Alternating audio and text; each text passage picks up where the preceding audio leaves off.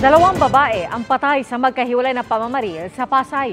Sa kuha ng CCTV sa Barangay 8 nitong linggo, makikita ang panunutok ng baril sa ulo ng babae ng lalaking nakaangkas sa motorsiklo. Hindi ito pumutok noong una pero gumana ng barilin ang iba pang bahagi ng katawan ng babae. Iniimbestigahan kung may kinalaman sa trabaho ng biktima ang motibo sa krimen. Tinutugis pa ang mga suspect. Samantala, isa pang babae ang patay matapos mabaril habang naglalakad sa Barangay 190. Arestado ang mastermind umano ng krimen na live-in partner ng biktima at gunman na pinsan umano ng mastermind. Sa tingin ng Pasay City Police, may kinalaman sa mga gawain ng mga suspect ang motibo sa pagpatay. Itinanggi ng mga suspect ang akusasyon. Mga kapuso, sama-sama tayong maging saksi. Mag-subscribe sa GMA Integrated News sa YouTube.